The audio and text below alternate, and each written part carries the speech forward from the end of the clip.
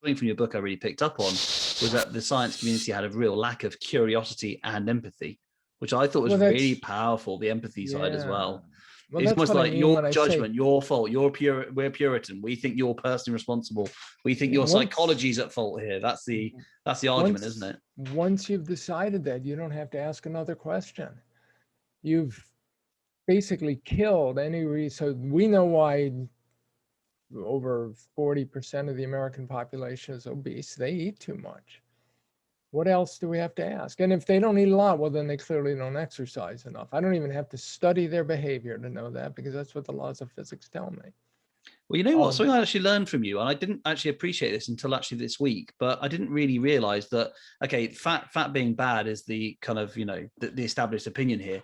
I didn't quite appreciate, though, that's in two parts. There's the Ansel Keys heart disease, saturated fat causes heart disease debate. There's also the calorie argument, and they've kind of become infused together, haven't they? Because I mean, that's the weird thing about calories. If you said, why don't you like fat? They'd say, because it gives you heart disease and it's so calorific, it's going to make you put on weight. But if you said to them, well, what about other food sorts? Because of course, a calorie is only a measurement of energy change and is it temperature change in water? So if you said to them, let's eat 2,000 calories of different substances. I'm going to eat 3 tables, which is 2,000 calories.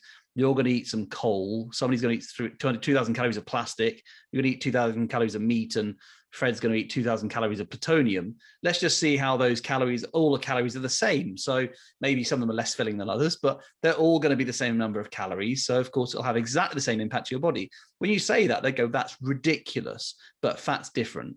And I think that's very interesting how it's been infused with the saturated fat argument to make it a demon. And so the calorie is a calorie without that sort of demon Ansel Keys argument, maybe would be easier to change. I don't know. What do you think?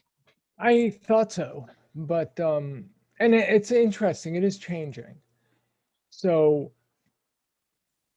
it's not changing the way it should, but now you start to see conventional wisdom people saying the idea of counting calories doesn't work. Let's forget the counting calories thing.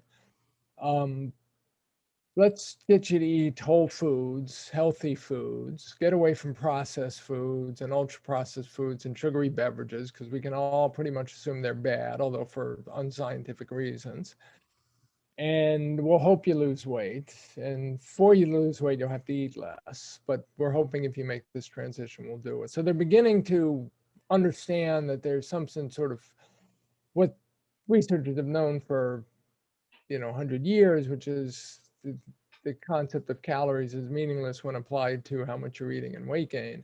But they still, this idea, fundamental idea that obesity is not a energy balance defect. It's not about taking in more energy than you expend. It's a hormonal regulatory defect. So the effect of the foods on your diet. I don't know how the plutonium and plastic and all that will affect your endocrine hormonal responses, Which is irrelevant in because this, Gary. It's just calories. You know this. Come on. yeah, well, but you can do the same observation with with foods, all foods. Defining food as something that you eat that gives you sustenance and contains at least some beneficial qualities, and then say, if I ate 1,000 calories of steak versus 1,000 calories of sugar with the necessary vitamins in a supplement versus 1,000 calories of white bread with the necessary vitamins versus 1,000 digestible calories of broccoli,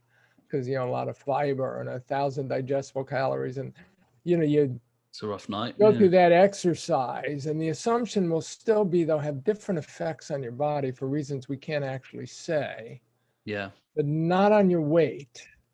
Yeah. So we know that the protein and the fat in the steak have different effects, entirely different effects on the hormonal response than does the sugar or the carbs, entirely. The sugar or the carbs, the glucose will stimulate insulin secretion.